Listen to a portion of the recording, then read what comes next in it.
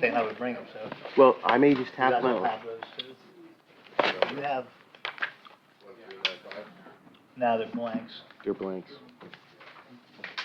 You may need, nobody else may have them. Okay. Oh, you got them, okay. Okay. Yeah, Grace is so, I said, no, I'll bring hard copy. So you gave those ordinances out. I brought them. Grace, are you ready? You good? Mr. Kleinpeter, are you good? Very good. Good evening, everyone. At this time, I would like to call this August 3rd, 2022 meeting to order. Would you please rise? Pledge of allegiance, a moment of silence. I pledge allegiance to the flag of the United States of America and to the republic for which it stands, one nation, under God, indivisible, with liberty and justice for all.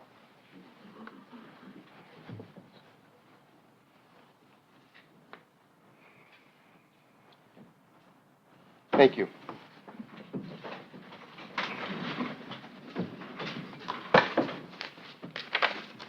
Madam Secretary, would you please call a roll?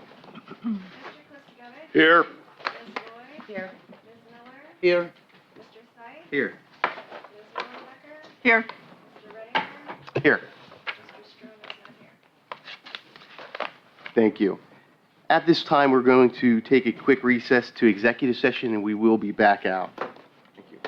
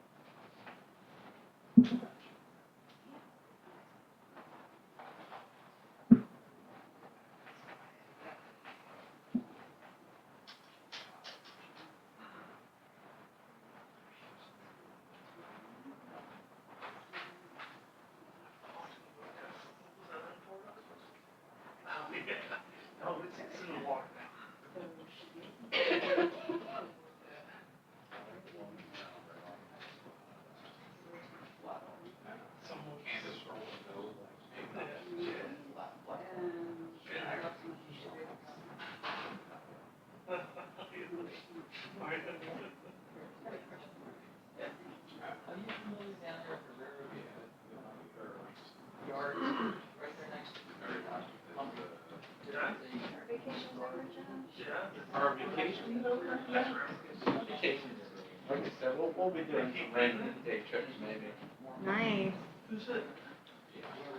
Yeah, oh, really? My dad called me right while you had it. He's like, hey, I'm gonna slow day tomorrow. He's like, you wanna go golfing in the morning and take Xander fishing? Got one meeting, but yeah, I can do that. Oh, nice. More than I do it now, to grow up good. My 30-some years. That they do.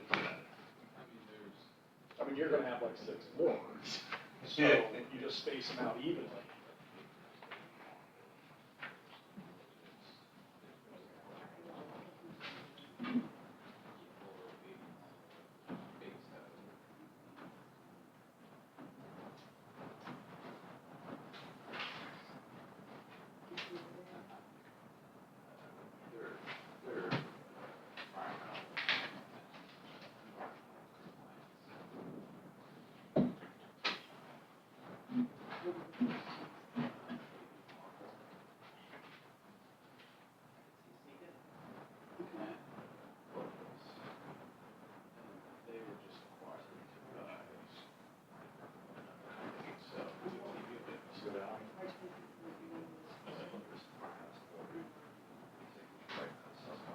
Yes. That big one, that in there, that's used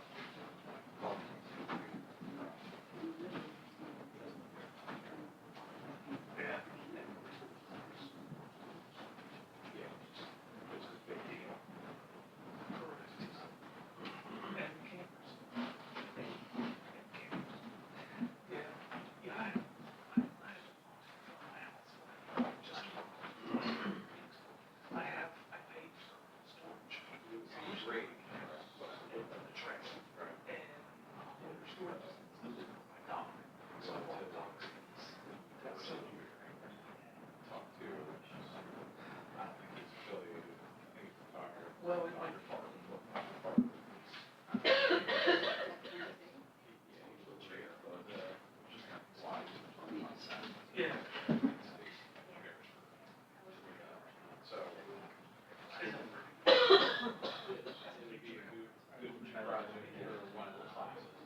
agree.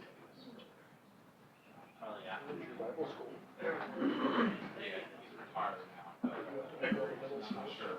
So again, if his information is, still affiliated with the school or not. Yeah. Yes. Yeah. That's what.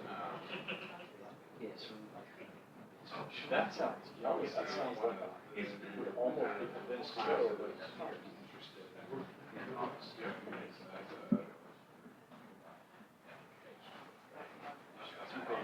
Like when you do a large quantity, you do it, you actually do it.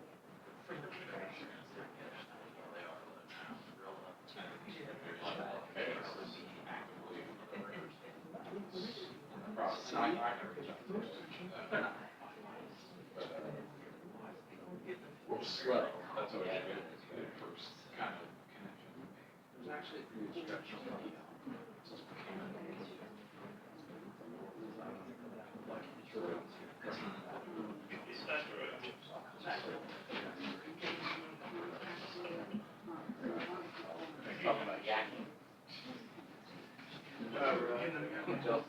So good. We went to Safe Harbor today. That's the last place that we can put in.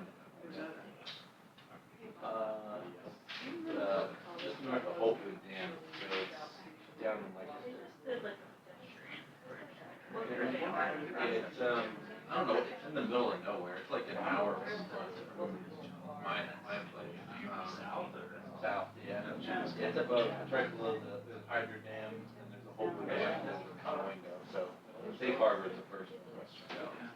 Yeah, you can take pretty much any boat in there between Hopewood, I mean, you can't go up to the dam, but you take the boat down. My dad does, he let me keep it for the week, so we went,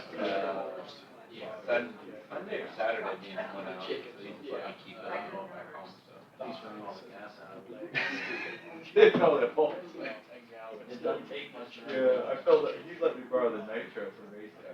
60-gallon tank, we filled half of that up. It burns the fuel like. Oh, easily, especially on that lake, you've been there, you know that, a boat that goes 65. Yep. Do the length of the lake and then they get. I mean, look, if I get It cruises comfortable, like on that, you know, that lake doesn't get too rough, it's just so big, that's for chopper, and you can cruise that lake comfortably at 55. That thing's amazing. How big a boat? 21 foot. Yeah.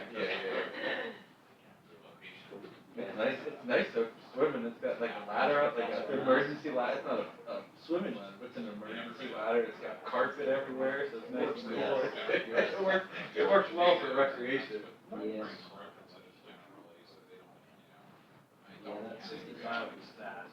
We get back to all the time, I'll get back to the marina there with it, like, you catch anything? I'm like, just swimming. Yeah.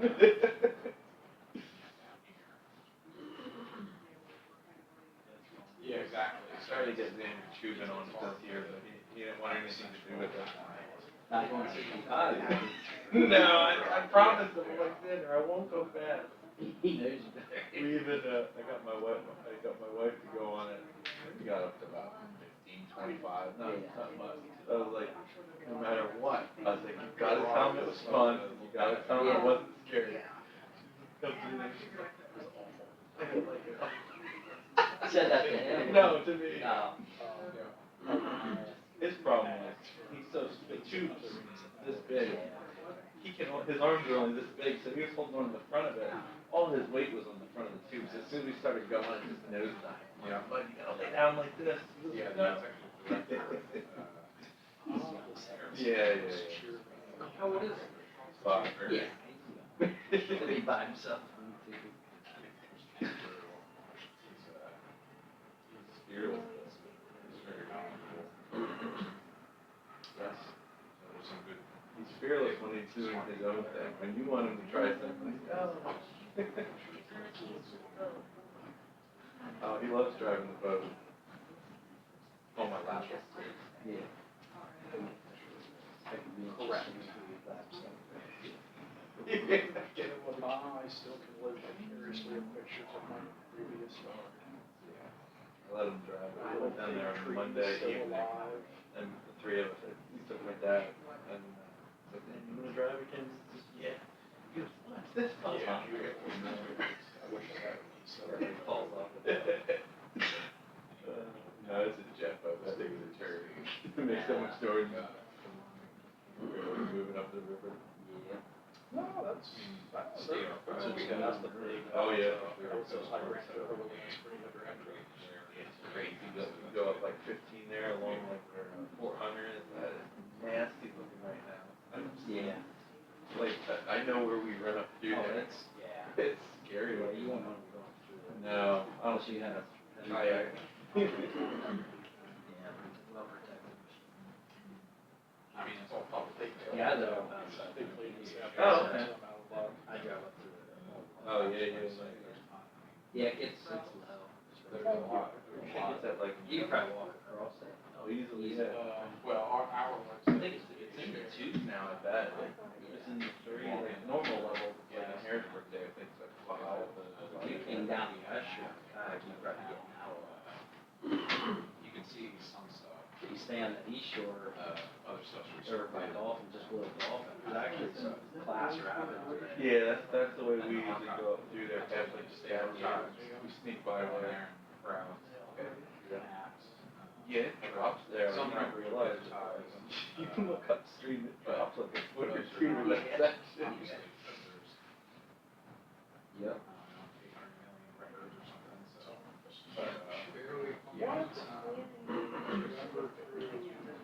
So we did just So some are. Yeah, the guy that makes it. Yeah. Boats, you ever seen that? the rocket, the ones with like the. Yeah, the rockets. They're made by rockers. Some people call them rockets. Yeah, are those the ones that have like the inch thick composite? They have as an option. Yeah. You get. Yeah, yeah. So he the Sherman's a badger, but it's not far. He manufactured them there, and they have some other places. Yeah, those boats are pretty legit. pretty awesome. That's where I get some of my t-shirts. Sweet.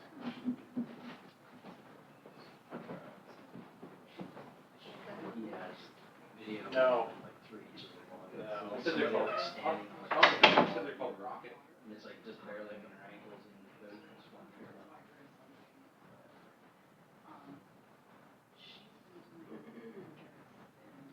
But he started that because he was fishing tournaments and like Ranger would give him boats and he would take them and modify them. And then, For the rivers. yeah, he would. They make a riverboat? Well, probably back then, no, he modified them all. Wherever. Wow. Came up with a design that Yeah. had and stuff and That's cool. everybody started asking. Taxes and fees. Yeah, he'll start building. There you go. People at a real estate agency, which is now some of the other ones, so that's the kind of houses he sells.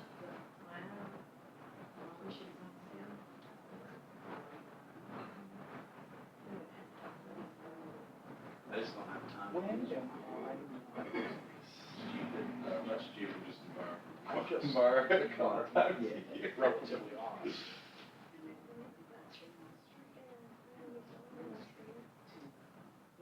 Yeah. Pizza burger, yeah. Work on video faster.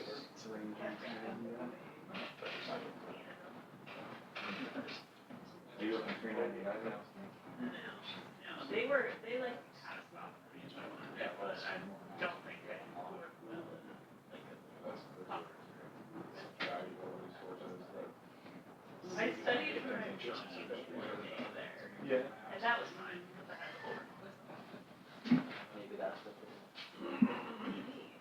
Actually, I don't think that.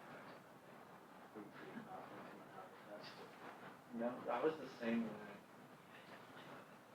I did good, I did the water resources, so it was stormwater and then the water and wastewater part of it. And that's fine, obviously, in the stormwater, part, but the wastewater part of it. I was confident going into it and I did good on about half of it, but then there was like 6 questions that I just skipped. I'm like, I'll come back to it, like, not have time to come back to it. Yeah. I just think it's so dumb that they don't tell you, like, they'll tell tell you what you did if you did it wrong, but if you passed, they don't give you any information. Yeah, I don't even know how close that. I would like to know. Is it brag worthy or just keep that quiet? You might not want to. Yeah, you might not want to know. Takes that passing grade and gone.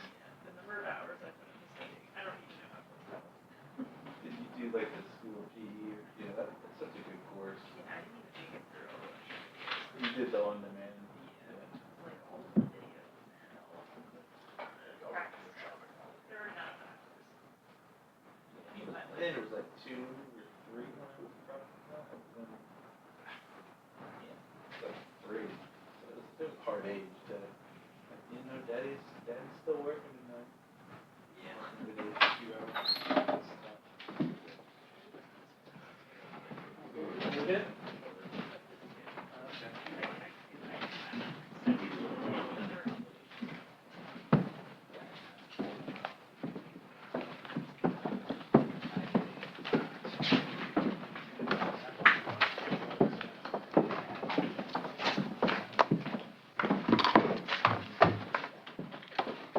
Thank you, everyone, for waiting patiently. I hate to do that in the beginning of the meeting. Take your time, but thank you.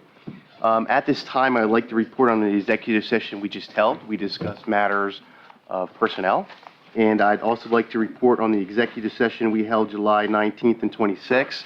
We discussed personnel and potential litigation.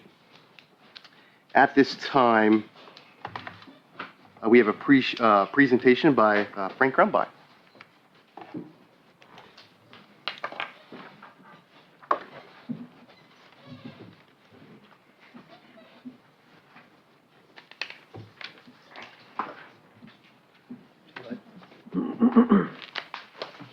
Good evening. Good evening. Thank you for having me this evening. Everyone thinks I'm my dad. I'm his son. My family's from Middletown, and I feel like a native here. But nonetheless, I appreciate you having me. My name's Frank Grumbine. I'm the Central Pennsylvania Community Preservation Coordinator for the State Historic Preservation Office. We are the agency that evaluates historic and cultural resources in the Commonwealth of Pennsylvania. We provide environmental reviews, perform the historic marker programs, grant programs, and other historic preservation matters regarding resources in the Commonwealth. So I was asked to come here today by the Historical Restoration Commission for the borough in regards to cultural resources in the borough of Middletown. I don't need to tell you all, on the seal of the borough has several historic resources within it. So you are all very familiar with the history of this town. So, but the borough has had an eligible National Historic District designate evaluated in 1986. Working with the Historical Restoration Commission, just kind of evaluating how to utilize historic preservation a little more progressively in the borough, to use it as a planning tool to be able to move forward with economic development and appropriate change in the future of what Middletown should look like. But nonetheless, the process for the National Register nomination is pretty simple. The evaluation is submitted to our office, and then we did develop an opinion on eligibility, and then draft a nomination with an individual, and then send that nomination to the Park Service eventually. I won't try to take up too much of your time because your agenda looks like you'll be here till about midnight. So the benefits of National Register Historic District. Grant funding. Both the municipality and private property owners would benefit through either grant funding or historic preservation tax credits. So this building, in theory, would be a contributing resource to a National Register Historic District. Any repairs or alterations that would need to be performed here, upgrades, ADA accessibility, those types of things, those would be eligible for free money. And tax credits. So for example, you know, the Elks, if that were to become a tax credit project, it would be a contributing resource in the National Register Historic District. Therefore, the new property owner there would be eligible for 20% rehabilitation tax credit on the qualified rehabilitation expenditures. So that business that's an example of an economic development outcome of the National Register. The National Register does not regulate or protect buildings or impose any restrictions. The National Register does not regulate or protect buildings or impose any restrictions. I said that twice because that's a general misconception. It is not true. You could designate the whole town, and tomorrow you could demolish the whole town. It doesn't matter. So historic preservation, you know, walking in here, there's all the pictures, there's all the lithographs and drawings of doorways in Middletown and on the walls, and everybody values their past in some way. You know, we all appreciate the built environment in some way. And we appreciate the quality of life that living in a historic town brings us. You know, it's a quality of life aspect of where you live and that sense of community. So utilizing historic preservation, like I said, drives economic development. Experience economics, the idea of chore versus cherish. You know, nobody goes to Walmart and says, wow, I'm having a great time. But people do go to a small business downtown and say, oh, this is nice. I enjoy doing this. It's a pleasant experience. So it's that idea of the experience that people want to have when they go to a place. You know, I know there's a lot of missed opportunities from heritage tourism in Middletown in general. You know, a lot of significant history has occurred here and, you know, hopefully continues to occur. Yeah, I mean, Middletown is a transportation hub. I mean, you have the new Amtrak station. You have the Turnpike. You have HIA. I mean, you know, when people all converge here, what's telling them to come here to spend money? You know, what brings them here to say, hey, I want to spend some time in Middletown and throw money at you guys? Planning for preservation increases property value and municipal revenue. So considering preservation in this way is a high return on investment. So the high density, small parcels have a higher return on investment for municipal governments over, you know, large suburban planning, for example. And that's not necessarily the case here, but it's just an example. You know, increases property value. Obviously, the maintenance of historic resources, it creates valuable housing stock in the future. There aren't all these, you know, abhorrent and gross alterations performed to beautiful buildings that, you know, may become undesirable in the future. And like I said, it's a long-term investment to protect the built environment. These are resources that you all spend time and energy on with infrastructure, utilities, trash removal, refuse, code enforcement. All of the services that a municipal government provides is for the built environment and for the people that live here.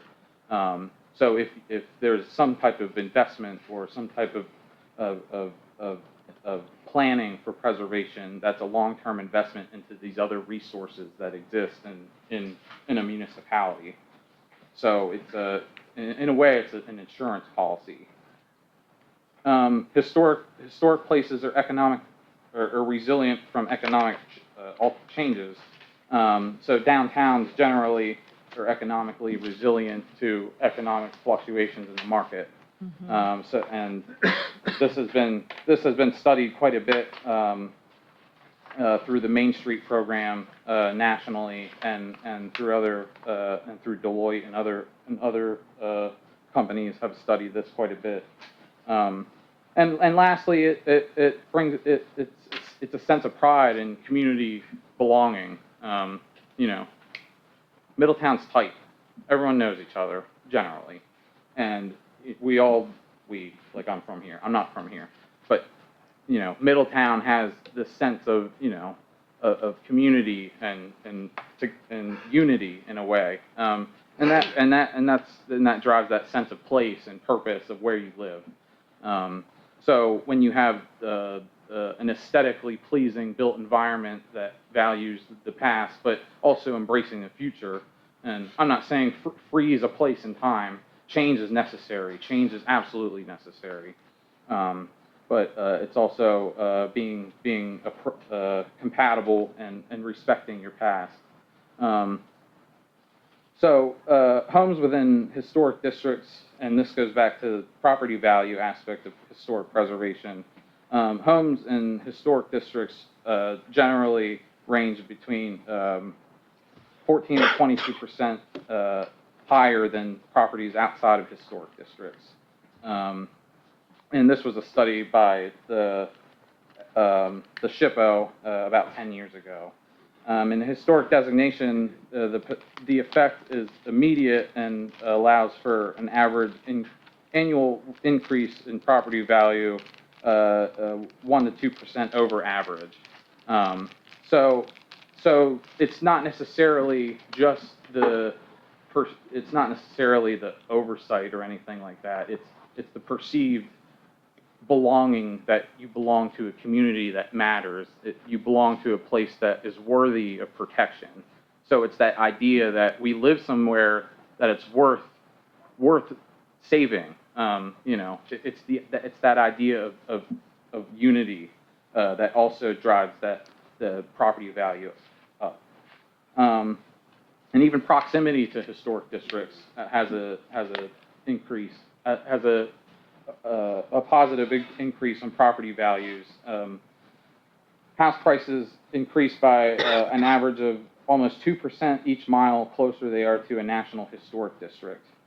So the closer property is to a national historic district, it increases. So, and this is, you know, quantifiable data that has been evaluated in Pennsylvania. And like I was speaking about a moment ago, the Pennsylvania Main Street program, you know, historic downtowns, such as like Maine and Union, you know, are economically resilient and have a higher average business growth than suburban or other types of business uses. Average revenue growth is 5% higher than the surrounding municipality, and the average employment growth is 4% higher than other municipalities or other business types in the municipality. So historic cores are not only economically viable and economically resilient, they're you know, they're economically sustainable. They provide a constant tax base for a municipality, and they provide a constant source of community and you know, and engagement from visitors.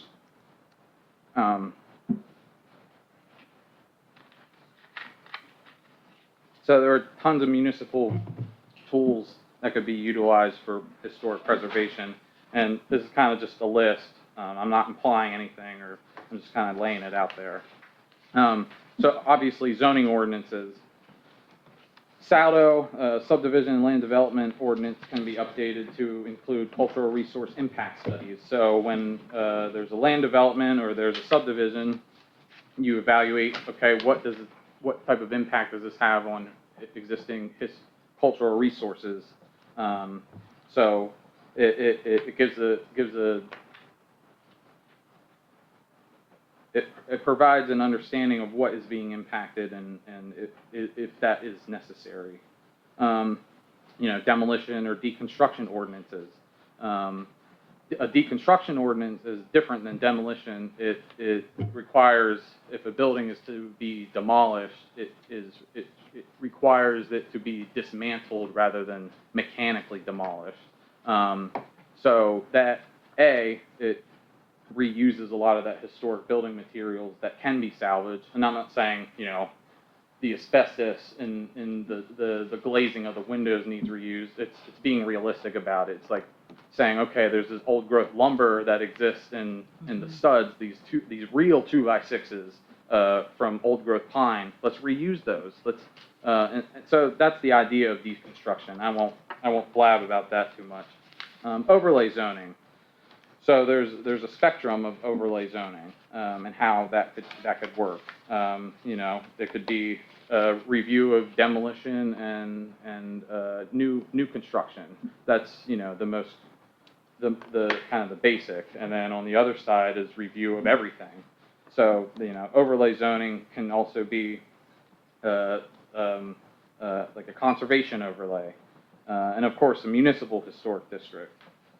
And of course, active code enforcement is one of the best preservation planning tools that a municipality can have. So having either preferably staffed code officials that understand historic buildings and historic resources and understanding and working with homeowners and applicants to be to apply the IEBC, IRC, and other code documents and being kind of creative in how the compliance methods are applied and what an occupancy is. So a building changes occupancy from, residential to restaurant. You could see, okay, well, was this a restaurant at some point in the past, and is that considered a historic occupancy?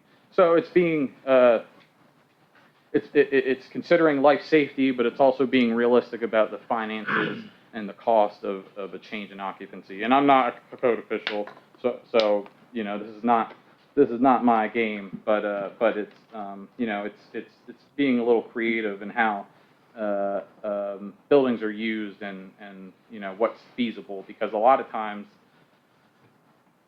buildings sit because projects die and you can't comply.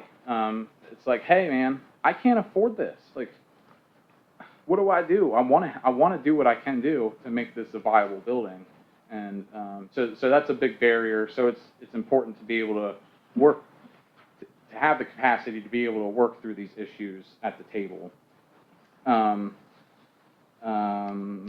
Yeah, and education and training. I mean, that goes without saying, but it's a big aspect. Being accessible and being able to provide technical assistance and collaborating with local organizations to make projects appropriate and make them happen ultimately.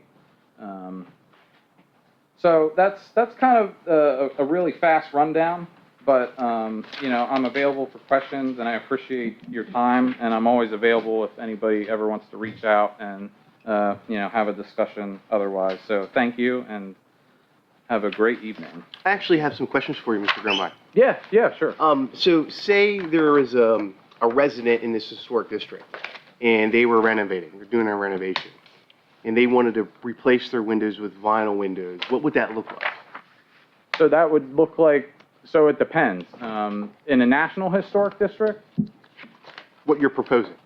I'm not proposing anything. What I'm proposing is that the borough takes a more progressive action on historic preservation, period. So what would that look like? Well, Would that look like a FiberX style window versus a vinyl window? That's not up to me. That's up to what you would want for your community. There are no restrictions unless you do an overlay project or change codes. Yeah, a national historic district, like I said, has no local authority at all. It's a federal program that has no legal authority at the local district. That's where I was just a little confused, because in one of your slides in a presentation, the National Register does not impose any restrictions. No. But in the next slide, you mentioned about nobody wants to have an abhorrent addition put onto a historic building.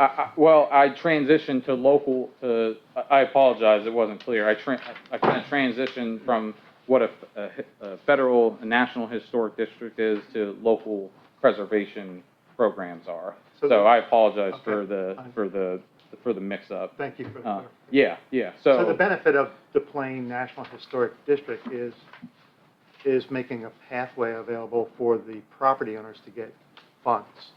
That's the main thing. You got it. Yeah. So all this other stuff, like you mentioned, cost of demolition versus demo.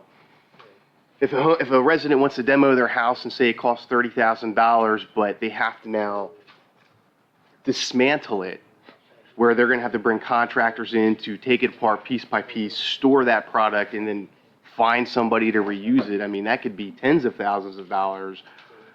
That's one of the things that you said that really struck out to me, that I was like, whoa, if I have a house that I need to get rid of, and now I'm being burdened to dismantle this thing, I got to store this stuff, I got to find somebody to buy it off me. I mean, is the borough doing that? Is the borough going to hire those crews? Is the borough going to store that material? Is the borough going to find the repurposing methods for that material? I mean, that's a huge burden to put on somebody. I'm not suggesting that the borough adopts a deconstruction ordinance. It was just an example. And one of the things you mentioned was, taking a residence and going from residential to commercial. That could choke business growth. We want businesses to come in here, and now all of a sudden, if we're blanketing this over town, and it's, somebody wants to turn a house into a restaurant, and we're choking that. Now we're choking business growth. I have a lot of concerns with this. I personally own property in the city of Harrisburg in the historical district, and my experiences working down there is awful, and I would never ever wish that upon our residents ever. It's burdensome, it's awful, and it was a horrible experience. And I would never open that door, even a little bit, for this town. Go ahead, Mr. Sykes. Correct me if I'm wrong. You're looking more for like an Anvil type of historic district No. versus No. versus A Harrisburg City. national historic district. It's And- completely different than a local historic district. Well, Anvil, I believe, is. They have both. They have Okay. a municipal district overlaid on a national district. So that's a little different than what he's referencing. That's very Right. different. Right. Absolutely. There's a national historic district has no local restrictions on anything. What I get worried about is once you open that door, and within a couple years, it goes wide open. It goes Well, I wide mean, open. if And this is similar to Anvil, I they did- have a thriving district, and they're pretty much like us. And I did a in terms huge of college project in camp. the city of Harrisburg, and I've never received one penny yet. I'd love a reimbursement check for all the work that I did in restoring a property in the city of Harrisburg, and they never But if I gave me a penny. understand this, if we were to start a local overlay with restrictions, it would go through council, right? Yeah, So it would- there it is would a be up to check you. and balance Yeah, around it's that, not. wouldn't you say? Yeah, there's two separate things. I'm Joanna Kane, Spring Street. I'm the commission chair for the Historic Restoration Commission. I asked Frank to come here and speak to you tonight. I think there's a misconception. If we get a National Historic District, there are no restrictions, zero, none whatsoever. There's no dismantling, there's no special windows, there's no special doors. Okay, that's the misconception. The only way that those requirements come in is if you either do an overlay or you do a codes changes. Right. So the overlay, some aspects of that I think would probably be a good idea down the road, but one step at a time. The National Historic District is good for heritage tourism. It's good for businesses because now businesses that want to come in, if they want to buy the old railroad house down there on Wilson Street and revamp that, they get a 20% federal and state tax credit if they meet certain criteria. Which they should consult an attorney or a tax accountant for that. So he's giving you some examples. So like in Shipoke has restrictions. If people in Shipoke are going to do something to their property, they have to replace it with you know, certain types of windows, they're probably not allowed to use vinyl siding. You know, they have all those restrictions, but that's because Harrisburg designated that as a historic district and put those restrictions on that district. We have nothing like that, and there's nothing that says we have to have anything like that. We have a lot of historic buildings. Would it be good to, you know, maybe make some light overlay changes? But see, that's what worries me is, and you mentioned that before. You said not right now, but maybe down the road. Now you're saying light. Once that door opens, our residents have a hard enough time buying vinyl windows. Let's throw a FiberX window at 30% more on them. I understand that, but Okay. nobody's saying that you have to do that. I'm sure there's tons of historic districts that don't have And any that- type of overlay or restriction on them. However, I will say that the areas that do have those restrictions are more profitable, as you said, like Anvil. And that decision that you're referencing is ours. It's Yeah. not theirs. Yeah, it's not No, my, it's your, not my yeah, it's your decision at all. decision. I mean, That's So what we they could have be to- that yeah. he's referencing, but not have that. It's Right. true, but this Right. council is That's how I ever changing. understand This council's Yeah, ever yeah. changing, and you know maybe But the having council down that the doesn't road. guarantee No. that. There's It's a slippery no slope. There's no Slippery slope. correlation. There's no In my correlation at opinion, all. that's just my 2 Yeah, cents. I mean, I'm just It's a slippery stating slope. that's not. Do No, we- there's no correlation. I mean, tomorrow I could write a nomination for Middletown National Historic District, and I could submit it, and it could go to the board, and it could be sent to the National Park Service, and you guys wouldn't even know about it. So How there's many no are there in the correlation. state? I'm sorry. How many are there in the state? How many national historic districts? Oh man, thousands. There are thousands. Yeah. I don't know how many. When you say thousands, does that include, is that specific thousands? Just like downtown, like our town type of? No, Or is that? there's rural national. Right, that's, Yeah, there's rural historic districts, there are, industrial historic districts, there are archaeological historic districts. There are some in Middletown that you guys probably don't know about, and, you know, they're not municipally regulated in any way, even though, the Historical Restoration Commission ordinance, has some of that authority. But nonetheless, there's no correlation between national registered listing and municipal zoning overlay. I mean, that's a municipal zoning decision that's made locally.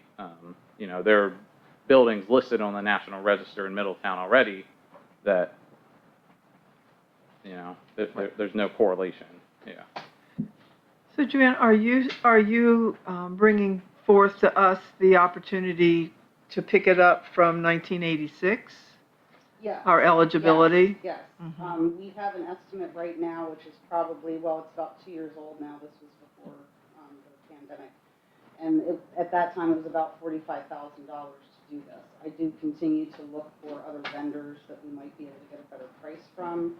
And, we wanted to go after the gaming grant to do that specifically because there is no match, so there would be nothing for the borough to put out for this. But I do need somebody to, I guess the term is be the underwriter of the grant or the sponsoring agency for the grant. And so, that's why we were coming to the borough. We came to you guys a few months ago and you asked for more information, so I thought it would just be best to have Gotcha. Frank come in and, tell you about it, and answer any questions that you And have. what costs $45,000? There's a lot of work involved. Maybe you can explain that. It's two parts, by the way. The first, both broken down into around $20,000. The first part is just the nomination, like it's the preliminary work. Are they even eligible for this before we go any further?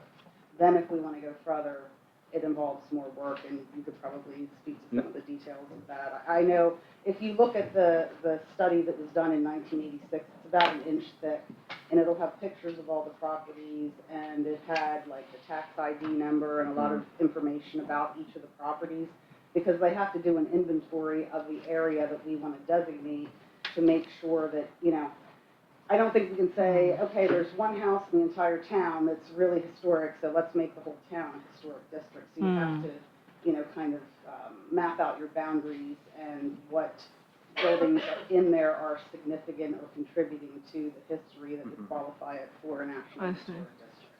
And really, the way I see it, it's about the opportunity for economic growth and tourism and people coming here and having businesses. And making the town more prosperous and hospitable. And Frank, in your experience, are there grants other than gaming grants to cover the expense of the survey? Yes, but they are matching grants. Yeah, there are grants available, but they're matching grants, so they require some, some skin in the game, so to say. Mm-hmm. Yeah. Mm-hmm. And I would say that cost is pretty high. 45,000 is pretty high. But because a lot of that information already exists from that 86 survey and other sources that exist, so the case to make for the significance of Middletown has already been made in other histories. Yeah. Right. 86, you say? I mean, I know that was a long time ago. Why didn't that go through? Do either of you know that? Yeah, okay. I didn't know if it was turned down or. So it was evaluated, and then it was never followed through with a nomination. It was determined to be eligible, and then the nomination was never put forth. I don't know why. I mean, sir, I agree with you though, honestly. Like, I think some of the overlay things are ridiculous, but I think doing this is perfectly fine. Now, some overlay things could be good, but like, to your point, finding specific wood around the window or whatever, personally, I think that's ridiculous. But I think the program itself is a good program that we should pursue. I do too. At least I'd be interested. I know, Joanna, you said 45, and Frank, you said maybe not that high. I think so that's, maybe I think come that's back with high. a more. Yeah, I'm looking around for other vendors. Frank and I were just discussing that. Okay. I have a few other places to call. Right. I have someone I called who hasn't called back. Part of the problem is, initially the vendor that we got that from, we picked up the study from 1986, looked at the name of who did it, contacted them, and that's who we were dealing with because, I don't really have any experience in doing this, so trying to find somebody that can do historic preservation and make this type of nomination. I don't think there's a lot of them around. So that's why we were working with them, and of course that would include probably some travel time from Philadelphia where they're located. And I just want to give an example. At the corner, it would be the southeast corner of Spring and Main Street. There's a red brick building there. That building has like a big overhang soffit. And the soffit had, I call them fins, I don't know what the real name for them is, but they were just like every so many feet there was kind of like this fin. Well, that was falling down, and codes had the person replace it. And I understand they replaced it with just a flat piece of wood, took away all the fins. I understand why they did that economically and, for ease of doing the project. But those are some of the things that if we're never going to do an overlay project, the historical homes of the town are going to continue to lose those little types of gingerbread type of things, you want to say, that make the building historical. It takes away some of the charm and some of those things are done. But yes, I totally agree with you that some of these places have really extreme measures where, nobody here can afford like a $10,000 custom-made door. I understand that completely. But just what you just said has me so scared for our residents, because it should be that homeowner's decision whether they want to put those little gingerbread things in, not the historical society or not the body. And next thing you know, then it's windows, then it's roofs, then it's doors, then it's shiplap siding, then it's vinyl siding. And next thing you know, you got Frank Grumbine in the city of Harrisburg. If you go to the city of Harrisburg, the historical society, if you're in the historical district, you call them. Codes kicks you over to them. That's not true.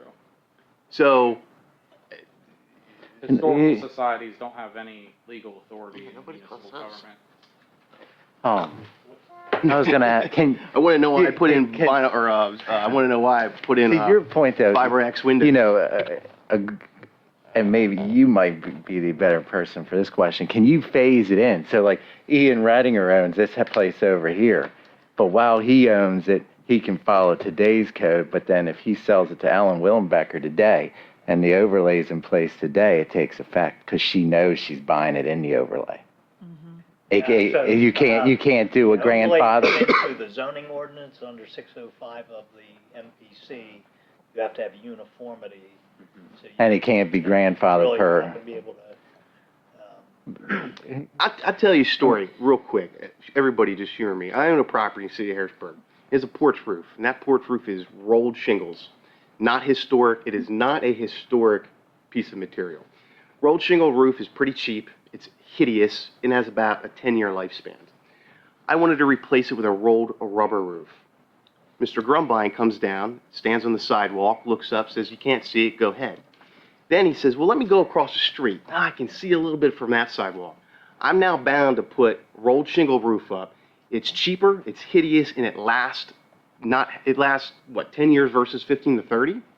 That's what we want to do to our residents? Well, that's when you come raise hell and tell the council that's on duty then not to put it in place. I won't open that door to Two anybody. separate things. I'm not Yeah. here asking you, I'm not here asking you to do an overlay or anything like that. Yeah. I live in this town too. I've had family here for 5 generations. I know the mentality of the people in this town. I know the economics of the people in this town. I know that nobody on this council, that's never gonna fly. I mean, they looked at the overlay project years ago and it didn't fly. We can't get residents to take care of their homes as it is. You know, look how much we fought with bunkies So and if stuff. if I understand, if we don't do an overlay, if we don't designate can we get National Register status without designating a district? Just the sheer history and the scattering of buildings around town. Right. So that if someone owns a house and it was built in 1822, and if they decide that they want to pursue grants, it's now available to them to Yes. make a change to the But house or. It has to be an income producing property. And it can be all right, like the brownstone. If the brownstone needs work done and they can meet the criteria to get the 20% tax credit, then they can do that. The same way with, Alfred's Victorian. They need work done, they can, if they, qualify. An because it income has to be a producing certain property. percentage of the value of the land and, there's all kinds of economic formulas that are used to try to. I see what you're saying. So that's why I'm saying that this could create economic growth. Like, I would love to see somebody buy the old railroad house on Wilson Street and say, wow, I'm gonna get 20% tax credit, I'm gonna really put some money into this, I'm gonna make it, a nice building, we're gonna employ some people, or we're gonna turn it into housing, or we're gonna have a building, a business on the first floor and apartments up above, and that. From an investment standpoint, you may get a 20% tax break, but that's going to come with strings. You're going to have to use certain materials, which are going to be 30, 40% more. They're not going to let you put in vinyl windows. So they'll let you put in vinyl. They're going to give you 20% and let you rip down those. They'd give, No restriction. they would give brownstone money to put siding up over their brownstone. Yeah. He's shaking his head no, and you're saying yes. True. He's shaking his head no, and Well, you're saying because yes. Because it has to meet certain criteria, and I don't think vinyl is the criteria, is within. So what I'm saying is, But he needs a lot of work to the brownstone itself, and he's gonna have to put that money out, whether he's getting a 20% tax credit or not. But that's only to get the credit, right? He could technically put vinyl on the property, Yeah. but not get credit. Exactly. So he Yeah. could do that, but I'm not familiar with. If you want money back, you gotta put something then you in. make it historic, yeah. Exactly. I'm not familiar with the 1986 study, but were there certain areas of town identified in that study? Yes, Where were they? mainly it was like the Union Street corridor, up through the square, Mm-hmm. probably like a block, half a block past High Street. That was the criteria in 1986. Now, that would be reviewed because there would be buildings that wouldn't have fit into the criteria. Maybe at that time, maybe they weren't old enough or whatever the case may be. We could look at tweaking those areas that are there. yeah, wouldn't that be the only thing, is a bring down? You already have the list, and either they've been demolished and they're gone, they come off the list, or you have not that long of a window of time that maybe they've become eligible. Yeah, I'm not following $45,000 worth of something. Yeah. Yeah, I don't know what they So do. the National Register requires two aspects, integrity and significance. The significance of a place is criterion A, B, C, or D. A is significance of events in American history. B is significant people. C is architecture. D is evidence that, D is generally archaeology, but so it has to meet one of those four criteria. Middletown would be A, B, and C.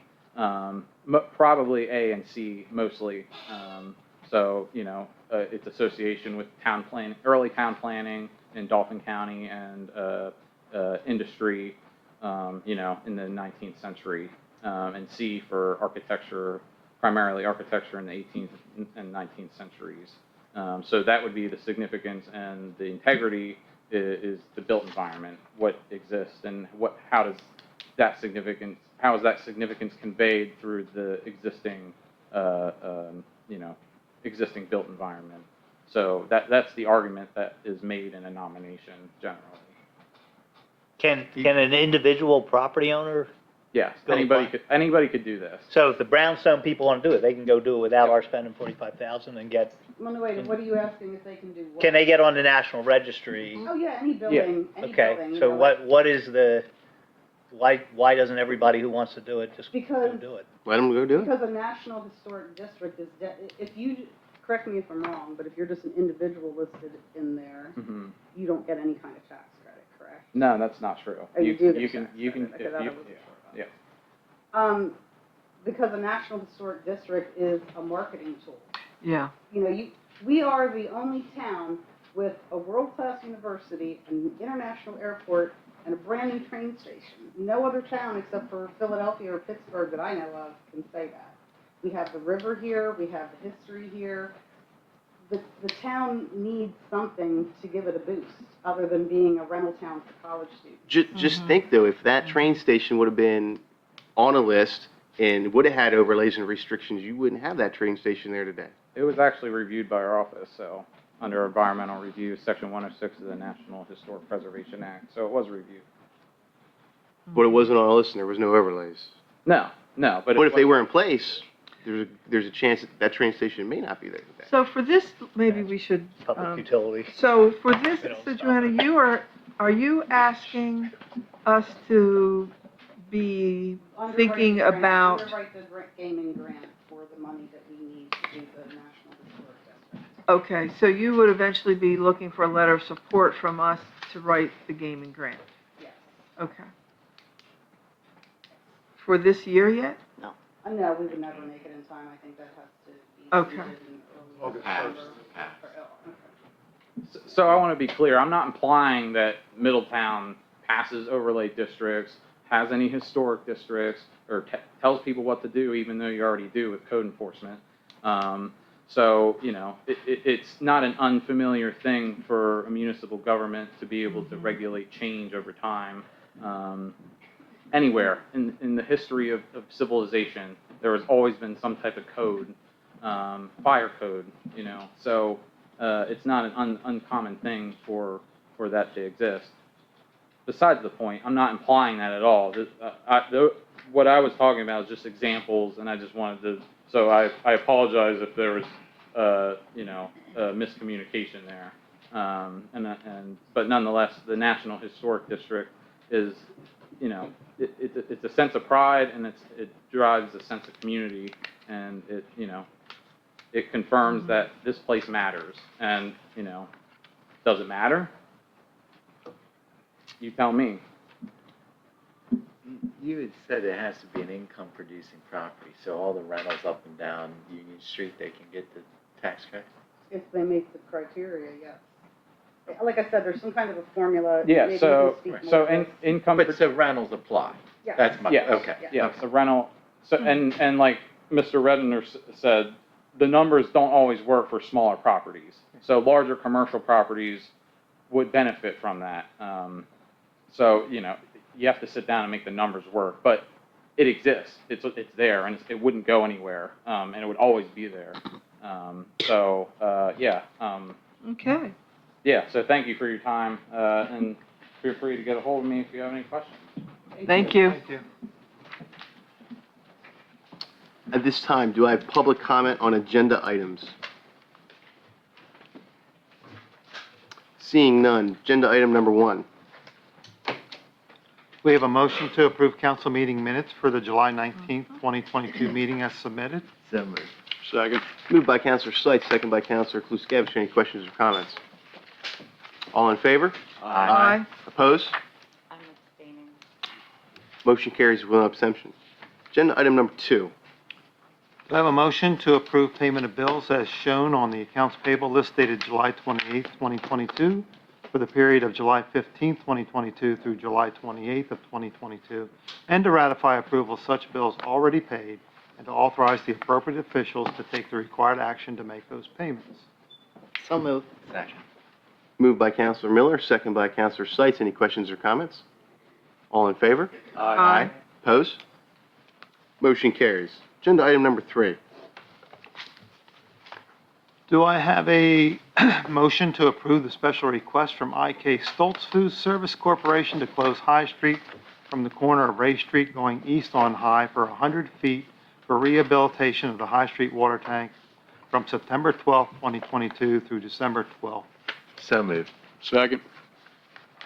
Moved by Counselor Seitz, second by Counselor Kluskevich. Any questions or comments? I actually have a question. Sir, have you reached out to all the residents in that area? We have not yet. We drafted the letter and just wanted your review on that prior to sending it out. So you're not aware of any special needs any of those residents may or may not have that live on that street? Not at this point. Okay, I was on that street actually eyeing up this tank situation, and as I happened to be there and I did get pictures, one of the residents seemed to be getting a delivery from a box truck of medical gas, medical air, from what it looked like. We need to make sure that, you know, all the needs of our residents are met and we're not interfering with any medical deliveries. And it's really important we get in touch with those residents and figure out what their needs are and how we can accommodate them. Or I should say, Viola and the contractor can accommodate them. That's extremely important. I have a motion, I have a second. I have a question. Go ahead. On your application, it says September 12th to December 12th. On this letter to go to the residents, it says September 5th to be completed by December 30th. So we would be putting some equipment on site, and we may not have all pieces of equipment off the site from the wider date range, but the street closing request is the narrower range of dates. Mr. Mayor Kerr, did you have something? Yeah, I just, whoever counsel decides, just note my objection for the record that I think you should grant 30 days and revisit it, so if anything pops up, you can see how it's working out. That's just my opinion. Any other questions or comments? Madam Secretary, would you call the roll?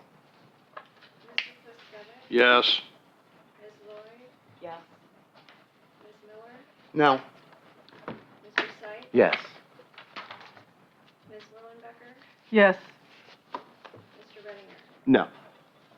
Motion carries. Agenda item number 4.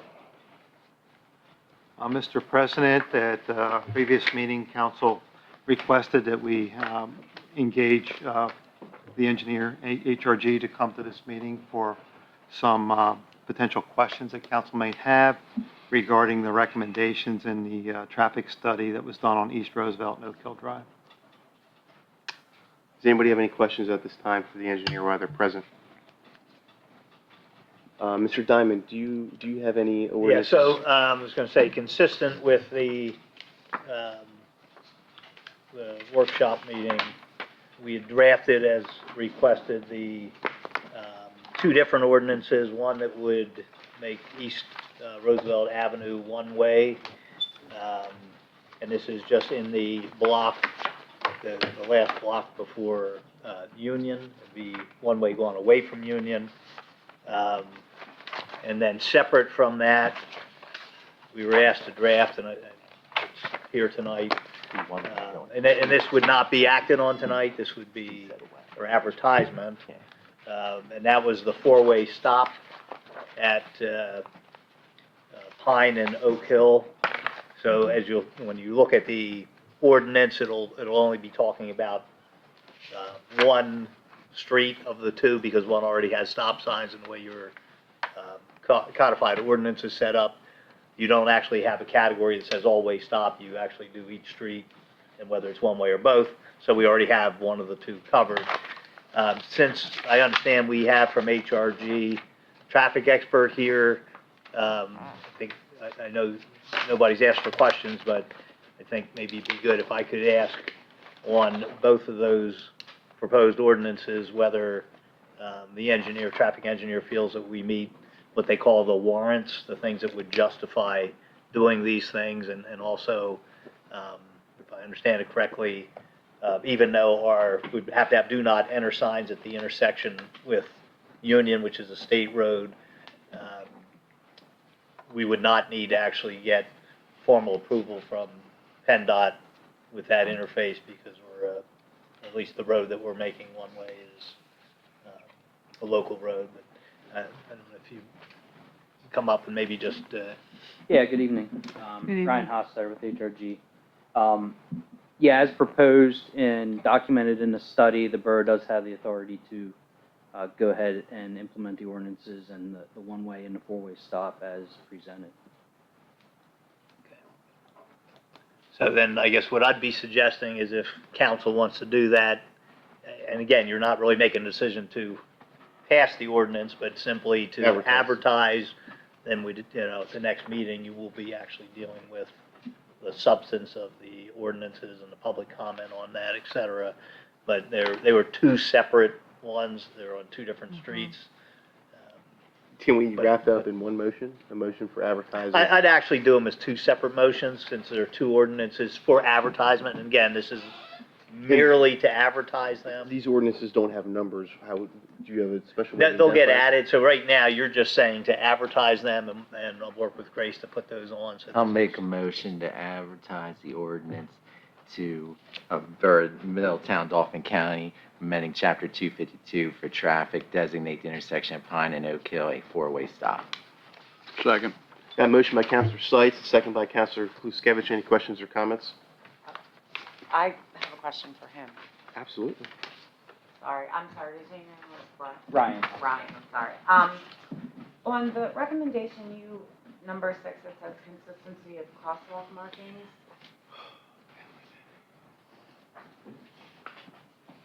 Actually, I might have something different than what you do. Is this different than what? Of the actual, Yeah, like, did you summarize from him? Or was Yeah, it this- seems like, I did not prepare the study, but Oh, okay. looking at it, it's just a recommendation that the crosswalk markings throughout the town would be consistent. So as drivers approach crosswalks, they all look the same. So the expectations of the driver is that there's a crossing there, so they can be a little more aware for pedestrians that may be crossing. So is it safe to say that that's something that you noticed, that they weren't all the same, or they were inconsistent? I mean, I Yeah. honestly don't. I would have to assume with this being a recommendation, yeah, there's some inconsistencies throughout the borough.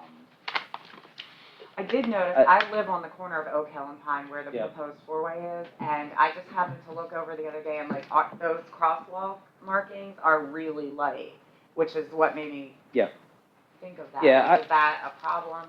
Yeah, I wouldn't say the consistency's a high priority item. Mhm. Maybe it's something that as you pay, you come through and you replace, maybe you are a little more consistent, you have a more uniform pattern that you use throughout the borough. If I recall, when we were discussing it, I think there were some instances of some intersections having crossings, some not having some at all, so that's kind of where the inconsistency. Okay. And this is very common throughout Mhm. most municipalities, they're not consistent, so. Yep. I have a motion and a second on the floor. Any further questions or comments? All in favor? Aye. Opposed? Motion carries. Do I have a motion on the other ordinance? I can make a motion to advertise ordinance of Borough of Middletown, Dauphin County, amending chapter 252 vehicles and traffic to designate certain sections of East Roosevelt Avenue as a one-way street. Second.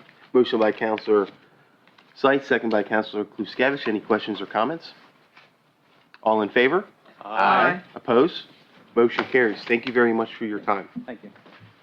President, can I ask you a question? Go ahead. Just very quickly, on the road closure for High Street, was that passage contingent upon the operator also sending letters? Because we didn't discuss that at the last meeting. So I know this gentleman who's doing the work was gonna send letters, but we also talked about how the operator should be sending letters and not just depending upon him. So was that included in the motion or not? I don't believe that was just included in the motion that was made, no. Is that something that council is interested in? If not, that's fine, but Yeah, I just remember from the last meeting, they were directed to bring their letter back for review and their detour study. There were two things. right, his letter we were going to look at, but we also had a discussion that how the operator should be sending a letter. They own the system for 50 Yeah, years. you did bring that up, yeah. Well, if council doesn't want to add that, just add that to my objection, Grace. I think that the operator has a duty to do that and not depend on their contractor to do it. Agenda item number 5, employment status, interim public safety director. Do I have a motion to change the employment status of interim public safety director Daniel Wright to a permanent position of public safety director at an annual salary of $112,000 effective with the current pay period? So moved. Second. Moved by Counselor Kluskevich, second by Counselor Willenbecker? Or, I'm sorry, No. Counselor Miller? Any questions or comments? All in favor? Aye. Opposed? Congratulations, welcome.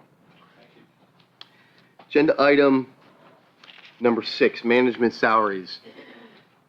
Do I have a motion to reset the annual salaries for the Assistant Public Works Director, Compliance Officer at $75,732, Public Works Director at $99,779, Manager at $109,779, effective with the current pay period? So moved. Second. Moved by Counselor Kluskevich, second by Counselor Miller. Any questions or comments? All in favor? Aye. Opposed? Motion carries. Agenda item number 7. Do I have a motion to accept Amy Schreffler's letter of resignation from the Civil Service Commission? So moved. Second. Moved by Counselor Kluskevich, second by Counselor Willenbecker. Any questions or comments? All in favor? Aye. Opposed? Motion carries. Agenda item number 8. Do I have a motion to appoint Kesey Kleckner as member of the Civil Service Commission, replacing Amy Schreffler with a term to expire December 31st, 2022? So moved. Second. Moved by Counselor Kluskevich, second by Counselor Miller. Any questions or comments? All in favor? Aye. Opposed? Motion carries. Madam Secretary, please note for the record that Mr. Seitz left at agenda item number 5. Agenda item number 9. Do I have a motion to advertise the budget meetings for September 21st, September 27th, October 5th, 11th, 12th, 19th, and the 25th of this year, 2022, at 5:30 PM? So moved. Second. Counselor, motion moved by Counselor Kluskevich, second by Counselor Willenbecker. Any questions or comments? All in favor? Aye. Opposed? Motion carries. Agenda item number 10. Do I have a motion to advertise ordinance 2022-1395, updating the property maintenance code to adopt the International Property Maintenance Code 2018 edition as the property maintenance code of the borough? So moved. Second. Moved by Counselor Kluskevich, second by Counselor Willenbecker. Any questions or comments? Let me just throw in one legal comment, and that is, that's the only change happening. If you actually open up the codified book, you'll see customized things that were done in 2015 will still apply to 2018, like how high the grass can be, that kind of stuff. So none of those sections changed, so that's why we didn't have to do any tweaks to the customization. And really, it's the only real meaningful changes in this new code book are really primarily about fire protection systems and carbon monoxide and fire rating related things. So, a lot of the things that intuitively you're thinking about, like peeling paint, that kind of stuff, aren't, the general world isn't changing. If you guys ever decide we do want to change those things, we'll have to address that at some point with those customization things. But the only thing changing is, instead of using the International 2015 book, we're using the 2018 book. and constitutionally, we're not allowed to say the latest edition or anything like that. That's an improper delegation of legislative authority. So that's why we're doing this, you know, just merely changing the 1.5 to 1.8 in that part of the ordinance. Any other questions or comments? All in favor? Aye. Opposed? Motion carries. Agenda item number 11. Do I have a motion to co-sponsor the Middletown Volunteer Department's grant application for debt reduction of the pumper truck to the Dauphin County Gaming Grant Program? So moved. Second. Moved by Counselor Seitz, second by Counselor Kluskevich. Any questions or comments?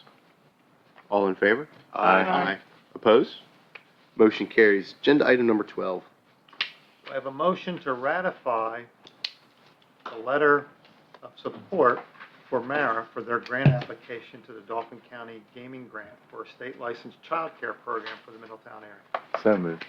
Second. Moved by Counselor Seitz, second by Counselor Kluskevich. Any questions or comments? All in favor? Aye. Opposed? Motion carries.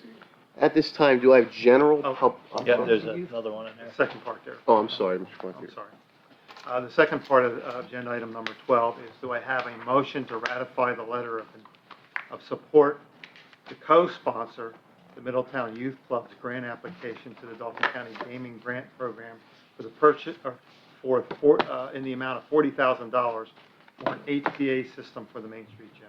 So moved. Second. Moved by Counselor Seitz, second by Counselor Kluskevich. Any questions or comments? All in favor? Aye. Opposed? Motion carries. Anything else, Mr. That was it, sorry. No, you're good. I should have reminded you it was two-part. No, you're fine. At this time, do I have general public comment? Mr. Hauser, good evening. Good evening, sir. Good evening. Item number 8, Civil Service Commission appointment. That struck a nerve with me. Well, I'm not opposed to it, but I was thinking, can the Historical Restoration Commission get 2 more appointments, please? We're supposed to be a 7-person commission. We're 5, and we've been 5 for over 2 years. Can the borough please advertise again? Absolutely. Thank you I'm very fine with much. advertising. Yeah. Everybody else is. Thank you. Thank you, Mr. Hauser. Any other general public comment?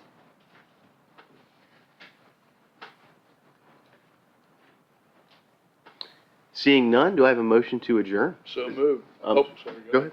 Man, Go ahead. I just wanted to give an update to council. As you know, we typically hire South Mountain Carriage Company for the horse and carriage rides for the Middletown Family Christmas tree lighting celebration. Ace and Dewey and South Mountain Carriage Company have retired. So I was advised of that this week, so I did get a recommendation from them as to another company. And got some pricing, so I wanted to pass that along.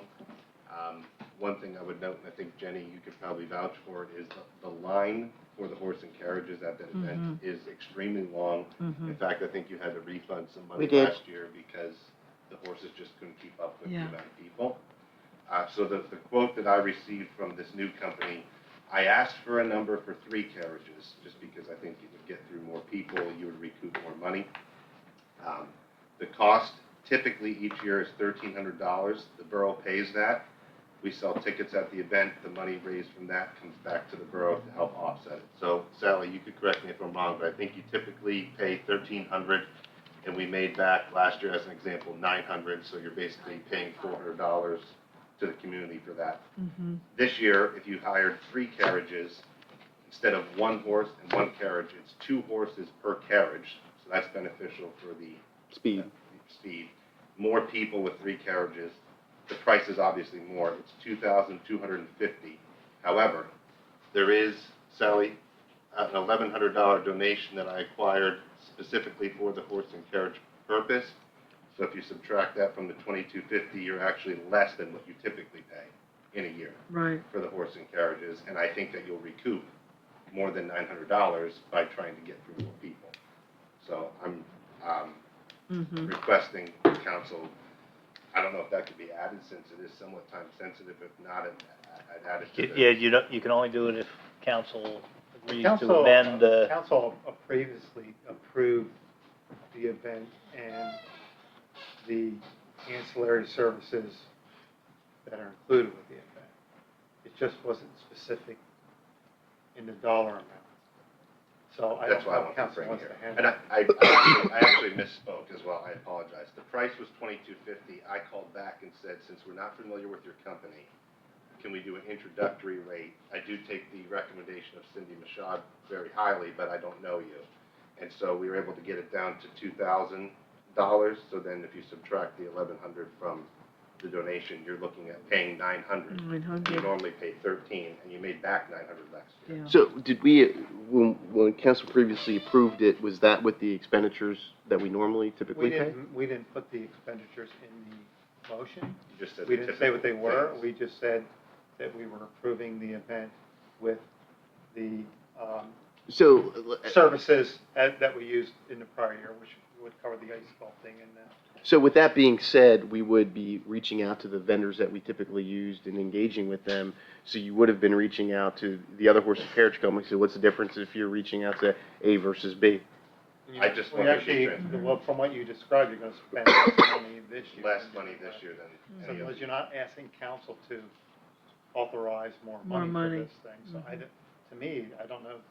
I don't think any To the action is solicitor, I required. don't know any action. No, but if, you Should be know, on the if you record. think you need it I or just something wanted for to them, tell then everybody, because I didn't you want. have to move to amend the agenda, and you have to, put it on the website within 24 hours.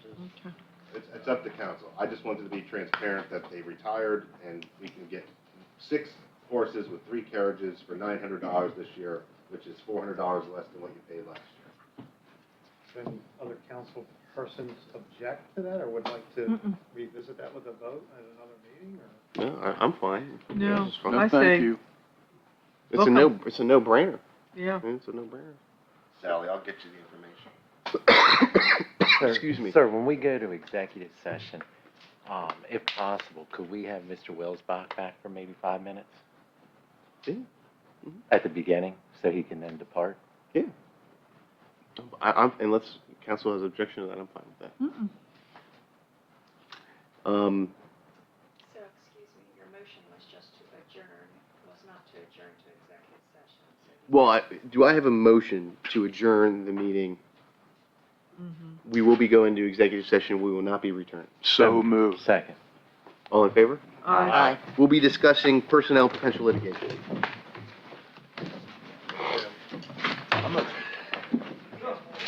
Can we ask him about that? Yeah. Dan,